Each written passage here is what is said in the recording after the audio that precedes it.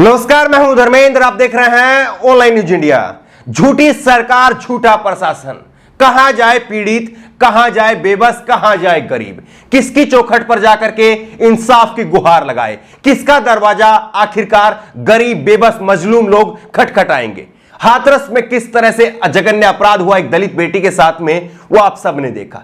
उसकी निर्मम तरीके से हत्या कर दी गई, वो आपने देखा। और अब इसके बाद में, इस घटना के बाद में उत्तर प्रदेश की सरकार की तरफ से और उत्तर प्रदेश की पुलिस की तरफ से, प्रशासन की तरफ से इस पर लीपापोती हो रही है। उत्तर प्रदेश की हाथरस की पुलिस ने एक ट्वीट किया है और ट्वीट करके लिखा है, कतिपय सोशल मीडिया के माध्यम से यह असत्य खबर सार्वजनिक रूप से फैलाई जा रही है कि थाना चंदपा क्षेत्र अंतर्गत दुर्भाग्यपूर्ण घटित घटना में मृतका के शव का अंतिम संस्कार बिना परिजनों की अनुमति के पुलिस ने जबरन रात को करा दिया।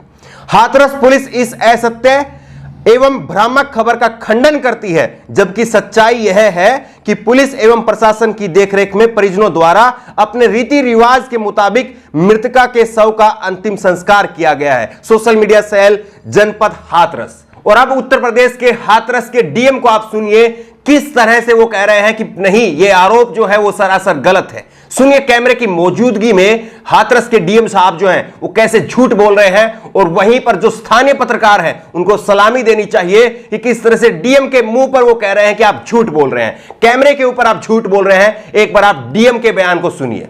सर, कम से कम परिवार वालों को इजाजत तो देते कि वो अपने है कि पीड़िता की मां चीख चीख कर कह रही थी कि उसकी बेटी को उनसे मिलने नहीं दिया गया। वो मांग कर रहे थे कि केवल 15 मिनट के लिए, महज 15 मिनट के लिए ही उनकी बेटी को घर आ जाने दिया जाए। उनकी बेटी को घर आने नहीं दिया गया। एक बार अंतिम दर्शन तक जो है वो उनको नसीब नहीं हुए। सुनिए एक बार आप इस बेटी की मां को। पहले भी हमने आपको ये बयान सुनाया है, लेकिन अब आपको सुनाते हैं इंडिया टुडे की रिपोर्टर तनुश्री पांडे की रिपोर्ट। उन्होंने साफ तौर पर जिस वक्त में रात के 3 बजे उस बेटी को जलाया जा रहा था, पुलिस की मौजूदगी में जलाया जा रहा था और परिजन वहां पर मौजूद नहीं थे, वहां से एक रिपोर्ट की थी। वो रिपोर्ट आप देखिए कि किस तरह से पुलिस वहां पर खड़ी है और तनुश्री ने वहीं पर खड़ी होकर के पूरी घटना को रूबरू वहां से बयान किया है। एक बार आप ये रिपोर्ट भी देखिए। अब बताइए कि सच कौन बोल रहा है और झूठ कौन बोल रहा है। सच क्या है, झूठ क्या है, पूरी तरह से साफ है। लोगों ने देखा, पूरे गांव ने देखा, पूरे उत्तर प्रदेश ने देखा और सोशल मीडिया के माध्यम से, इंटरनेट के माध्यम से पूरे देश दुनिया ने देखा। लेकिन नहीं देखा तो उत्तर प्रदेश की सरकार ने नहीं देखा, और नहीं देख रही तो उत्तर प्रदेश की पुलिस प्रशासन नहीं देख रही। किस तरह से जो है एक बेटी को न्याय दिलाने की बजाय जो है उस बेटी को रात को ही जो है उसको जला दिया गया। और बोलता हिंदुस्तान की एक खबर देखिए जिसमें परिवार वाले कह रहे हैं कि पेट्रोल डाल करके उस बेटी को जला दिया गया ताकि वो बेटी जो है जल्दी से जल्दी जल जाए। आप बताइए कि इस तरह की हैवानियत जो है उत्तर प्रदेश के प्रशासन की तरफ से, उत्तर प्रदेश की सरकार की तरफ से की गई है। और सरकार का नाम हम इसलिए ले रहे हैं क्योंकि वहां पर जो मौजूद अधिकारी रहे होंगे उनकी इतनी हिम्मत नहीं रही होगी कि वो अपने से ये फैसला ले सके। जाहिर तौर पर उनको सरकार की तरफ से, सरकार में बैठे मंत्रियों की तरफ से कोई ना कोई आदेश मिला होगा कि आनन फानन में इस लड़की को जला दिया जाए। इसीलिए जो है उन्होंने ऐसा किया होगा। नहीं तो आप बताइए कि किसी की जिला अधिकारी की इतनी हिम्मत हो सकती है क्या इस तरह से वो फैसला ले सके, इतना बड़ा फैसला ले सके। और आप देखिए कि किस तरह से एनएसयूआई के कुछ कार्यकर्ता सरकार का विरोध करते हुए मुख्यमंत्री योगी आदित्यनाथ का पुतला फूंक रहे थे। और देखिए कि उत्तर प्रदेश की बहादुर पुलिस किस बहादुरी के साथ में और किस तेजी के साथ में आती है और इनसे वो पुतला जो है वो छीन लेती है।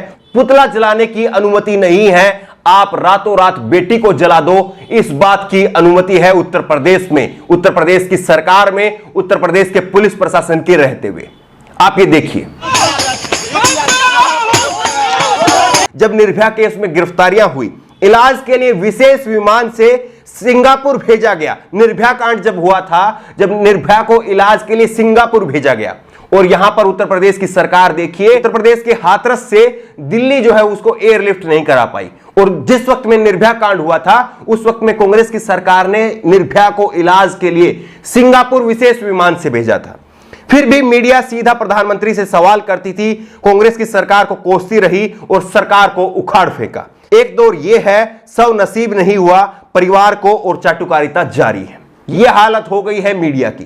किस तरह से इतने बड़े केस को दफना दिया गया है, किस तरह से इतनी बड़ी घटना को, बलात्कार के इतने बड़े जघन्य अपराध को दफना दिया गया है मीडिया की तरफ से। कहीं पर कोई चर्चा नहीं है। मीडिया चंद मिनटों के लिए, चंद घंटों के लिए इस केस में आया था और दोबारा से मुंबई लौट गया।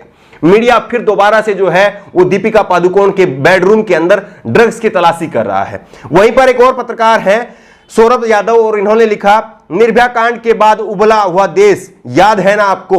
जंतर मंतर से लेकर इंडिया गेट तक लोगों का हुजूम, कैंडल लाइट मार्च, गुस्साई भीड़ के साथ झड़प के दौरान पुलिस वाले की मौत, शायद भूल गए होंगे आप ये सब बातें। उस वक्त देश में गूंगा प्रधानमंत्री हुआ करता था जो थोड़ा काम वाम भी करता था। सरकार ने पीड़िता को इलाज के लिए सिंगापुर भिजवाया। जब सब वापस आया तो देश का प्रधानमंत्री, सुनिए इस बात को, देश का प्रधानमंत्री खुद एयरपोर्ट पर मौजूद था। कांग्रेस के पप्पू ने, यानी राहुल गांधी ने, यहां पर ये व्यंग कर रहे हैं, राहुल गांधी ने पीड़ित परिवार को मदद का बेड़ा उठाया। उसके भाई को कमर्शियल पायलट की ट्रेनिंग दिलवाई, मगर पप्पू सचमुच पप्पू था। उसने चुनाव में इन बातों का जिक्र नहीं किया, और इन बातों का जिक्र किया बाद में निर्भया की मां ने खुद। उन्होंने एक टीवी चैनल के दौरान, एक इंटरव्यू के दौरान कहा कि राहुल गांधी ने उनके बेटे को कमर्शियल पायलट की ट्रेनिंग दिलवाई है।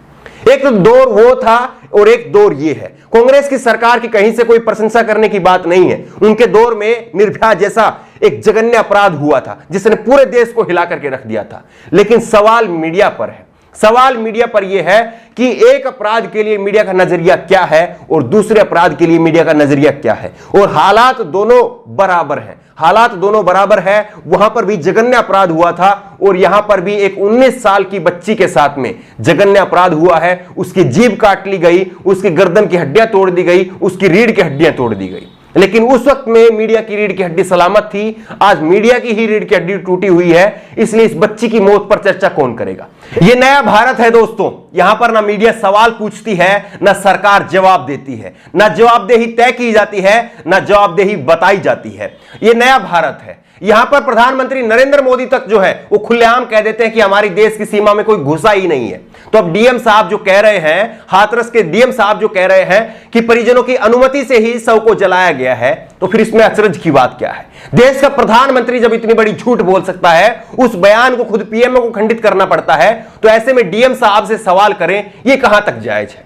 लेकिन सवाल ये जरूर पूछा जाएगा कि बेटी को इंसाफ दिलाने की बजाय किस तरह से उसी बेटी को और उसके परिवार वालों को ही झूठा साबित करने पर जोर दिया जा रहा है। इस बात को इतिहास याद रखेगा और यह सवाल देश के लोगों को आज जरूर उठाना चाहिए कि किस तरह से इंसाफ के नाम पर उसी के परिवार को झूठा साबित किया जा रहा है। किस तरह से उत्तर प्रदेश के हाथरस की पुलिस ने पहले इसको रेप मानने से ही इनकार कर दिया था, वो भी हमने देखा था। और कई गोदी मीडिया के चैनलों ने एक खबर भी चलाई थी कि रेप हुआ ही नहीं। पहले इस कहानी को ही जो है वो झूठा साबित कर दिया गया था, और अब ये जो है इस बात को झूठा साबित किया जा रहा है कि उसके परिवार की मौजूदगी में जो है वो शव को नहीं जलाया गया।